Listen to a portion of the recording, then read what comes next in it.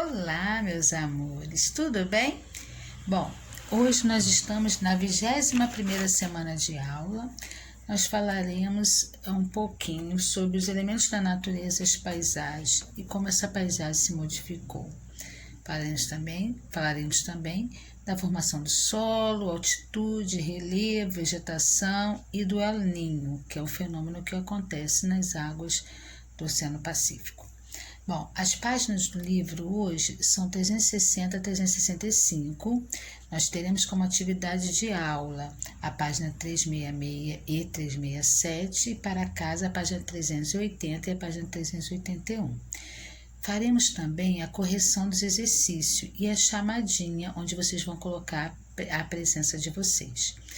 Por volta das 11 horas, Tia Silma vai fazer uma chamada de vídeo no Zoom para explicar melhor, né? Eu gostaria que todos estivessem presentes. Farei junto com a turma 703. Eu vou fazer as duas turmas juntas e vou fazer uma brincadeira com vocês também, tá? Então, vamos lá. Na página 360, nós estaremos iniciando hoje o capítulo 6, Sociedade, a Natureza e as Paisagens. Nós temos aí, na página 359, uma paisagem das montanhas e de um rio na China. Uma paisagem bem interessante, tá vendo? Essa paisagem é uma paisagem que ainda não foi tão modificada pelo homem, né? As transformações não ocorreram de uma forma tão visível como nós temos aí. Página 360 é uma página importante. Ela vai falar sobre os elementos da natureza e as paisagens. Bom, nós temos aí, logo de cara, um Grand Canyon, um canyon no Parque Yellowstone. O Parque Yellowstone, ele é a cratera de um vulcão, um grande vulcão. Vocês podem colocar na internet para vocês verem. Até no filme, aquele 2012, falava sobre o Parque Yellowstone. Só que é um vulcão no chão, não é um vulcão em cima de uma montanha. Nós temos aí algum relevo também de montanha que passa um rio, né? O rio que corre, que a gente chama esse relevo, foi um relevo modificado e transformado pela ação da água, a água dos rios, da chuva, os ventos, né? E aí formou-se esses cânions. Então, vocês vão marcar esse primeiro e segundo parágrafo todo como importante, que fala assim: as paisagens estão em constante transformação. As paisagens se transformam pela ação dos elementos endógenos e exógenos. Nós já estudamos isso. Os elementos endógenos são o vulcanismo e o tectonismo. Eles ocorrem dentro da Terra, no interior da Terra, e moldam o relevo terrestre. Então, quando eu tenho um grande terremoto de grande magnitude, ele vai transformar esse relevo de uma certa forma. Tudo que está em cima vai ruir.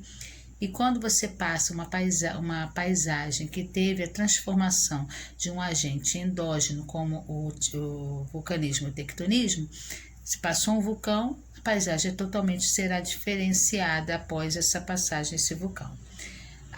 Diferente dos agentes exógenos, que é a ação da água, da chuva, que vai lixiviar, vai lavar, vai modificar esse relevo, mas de forma bem devagar. Diferente de uma enxurrada, por exemplo. Uma chuva deu uma tempestade, a enxurrada levou totalmente as casas das pessoas que moravam em áreas de encostas. Então, nós temos aí o primeiro parágrafo, o segundo, que vai falar desses agentes endógenos e exógenos que vão modificar, vão moldar, vão transformar esse relevo, tá? Na página 361, nós temos aí a altitude do relevo e a vegetação. A vegetação, ela não é igual numa altimetria abaixo, bem próxima ao nível do mar, que a gente chama uma área mais abaixada, rebaixada. Ela é diferente. E conforme a elevação desse relevo, né, numa relevo de montanha, quanto mais alto for, mais frio é, né? Nós temos as mais baixas temperaturas e o tipo de vegetação também vai modificando. Então, acompanha com a Tia Silma na página 361. Eu tenho aqui, ó, vocês vão marcar o primeiro parágrafo, esse parágrafo é todo importante.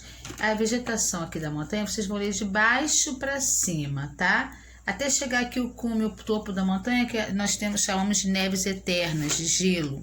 Aqui não tem vegetação.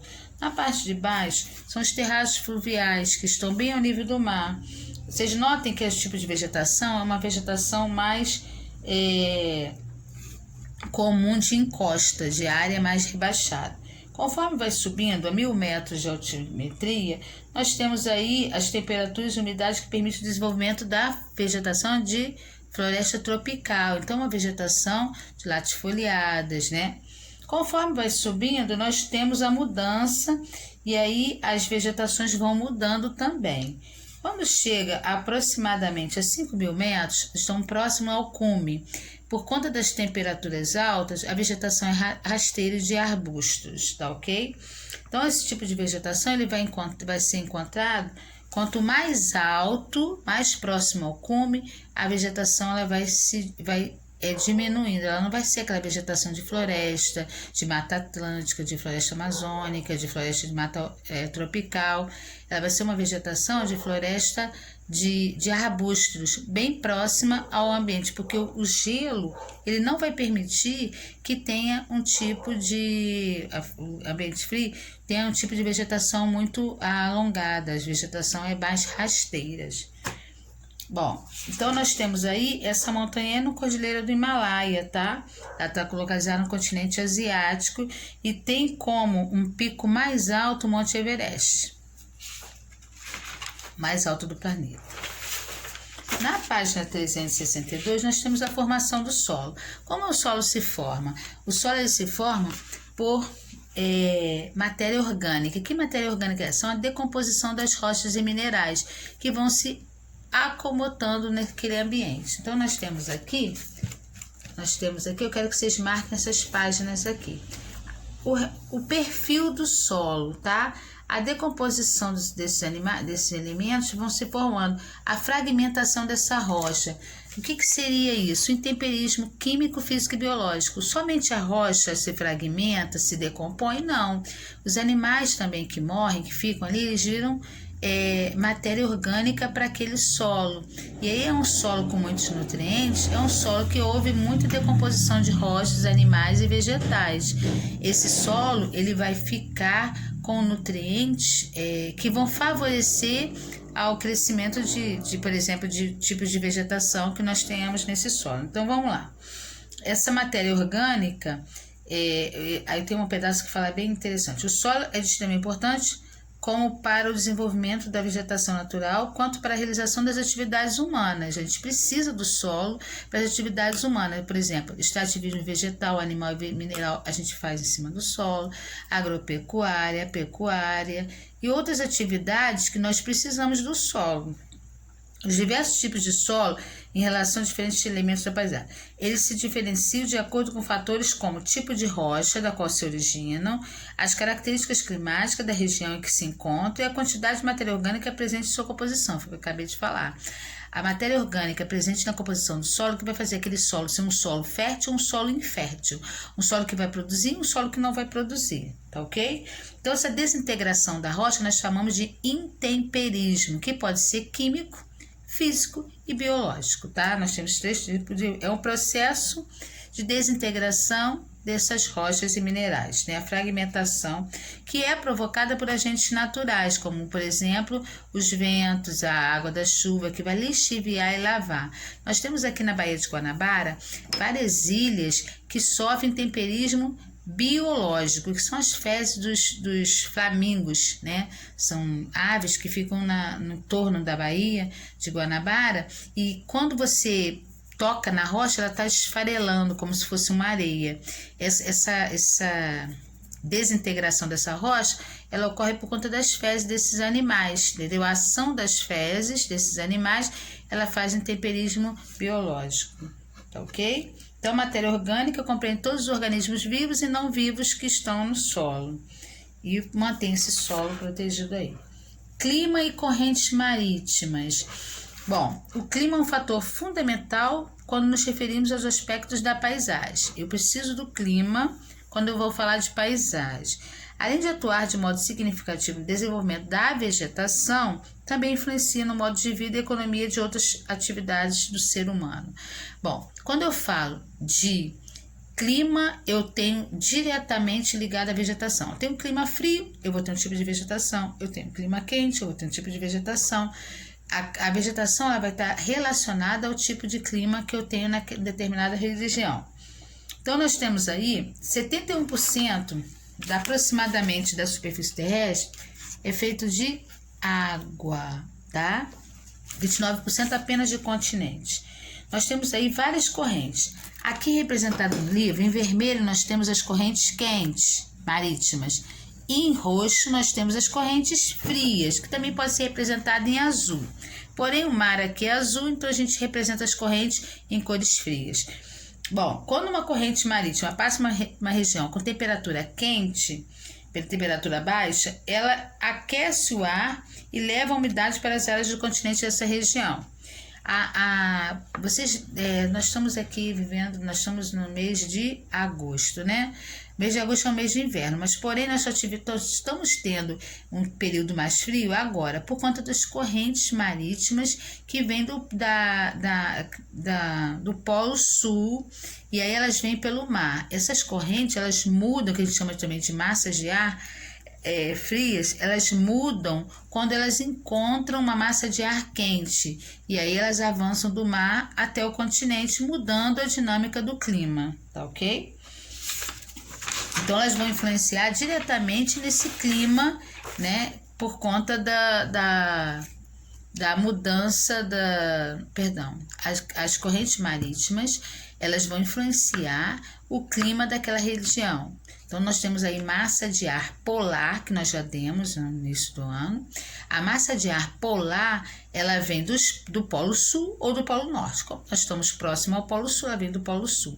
Ela muda a dinâmica da água. Mas nós temos aí um fenômeno que ocorre, não é todo ano, mas ele vai mudar o clima, e ele muda a condição climática de várias partes do planeta, entre elas aqui no Nordeste brasileiro, que é uma área quente e seca, né, semiárida. Esse fenômeno é chamado de El Niño, que a gente chama de O Menino, em espanhol, El Niño, O Menino. Nós temos dois fenômenos que acontecem. O El Niño, que é o aquecimento natural das águas do Pacífico, que as águas do Pacífico são águas geladas. Esse aquecimento é por conta dos ventos alísios que estão no Nordeste. Ele muda a dinâmica dessa água. Não acontece todos os anos, mas quando acontece, ele altera essa dinâmica, mudando o clima de alguns lugares. Alguns lugares que chovia muito passa a se ficar mais seco, sem chuva, e outros chove. Então eu vou ler só esse pedacinho para vocês, que é bem interessante. Na página 364, fala aí. Vimos que o clima influencia a composição de diferentes paisagens. Sim. A paisagem, a vegetação vai estar diretamente ligada ao tipo de clima. O El Niño é um dos fenômenos climáticos mais importantes do mundo. Este está relacionado à dinâmica dos ventos e ao aquecimento das águas superficiais do Pacífico.